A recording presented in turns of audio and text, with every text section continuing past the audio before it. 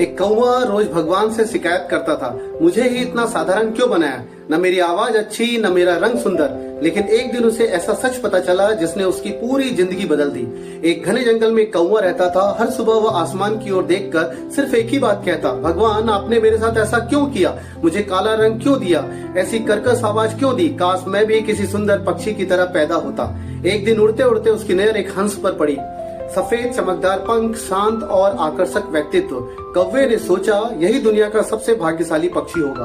वह हंस के पास गया और पूछा, तुम तो दुनिया के सबसे भाग्यशाली पक्षी होगे ना।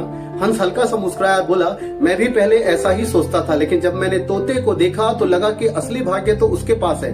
कौवा तुरंत तोते के पास पहुंचा। हरे रंग के सुंदर पंख, लाल चोंच, सबका ध्यान उसी पर जाता था। कौवे ने पूछा, तुम तो दुनिया के सबसे भाग्यशाली पक्षी होगे ना।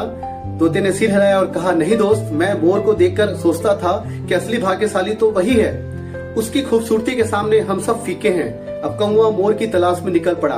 आखिरकार उसे एक चिड़ियाघर में मोर मिला। सैकड़ों लोग उसकी तस्वीरें ले रहे थे। हर कोई इसकी तारीफ कर रहा था। कौवे ने सोचा, बस यही दुनिया का सबसे भाग्यशाली पक्षी है। भीड़ के जाने के बाद कौवा मोर के पास गया और बोला, तुम तो कितने भाग्यशाली हो, हर कोई तुम्हें पसंद करता है, हर कोई तुम्हारी तारीफ करता है। मोर की आंखों में अचानक उदासी उतर आई। उसने पिंजरे की सलाखों की ओर देखा और कहा, अगर मैं इतना भाग्यशाली होता तो आज इस पिंजरे में कैद नहीं होता। कौवा चौंक गया। मोर बोला, मेरी खूबसूरती ने ही मेरी आजादी छीन ली है। लोग मुझे पसंद तो करते हैं, इसलिए मुझे बंद कर दिया गया है, लेकिन तुम्हारे पास वो चीज है जो मेरे पास नहीं है। कौवे ने पूछा, क्या? मोर ने आसमान की ओर देखकर कहा, आजादी। तुम जहाँ चाहो उड़ सकते हो, जिस डाल पर चाहो बैठ सकते हो, तुम्हें कोई कैद नहीं करता। अगर मुझे किसी के जैसे बनना हो तो मैं तुम्हारे जैसा बनना चाहूंगा। उस पल कौवा बिल्कुल शांत हो गया। उसे समझ ही नहीं आ रहा था कि वह पूरी जिंदगी उन चीजों के लिए रोता रहा जो उसके पास नहीं थी, और जो उसके पास थी उसकी कीमत उसने कभी नहीं समझी।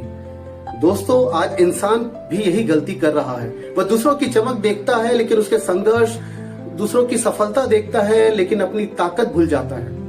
याद रखो, जो तुम्हारे पास है वह किसी और की सबसे बड़ी ख्वाहिश हो सकती है।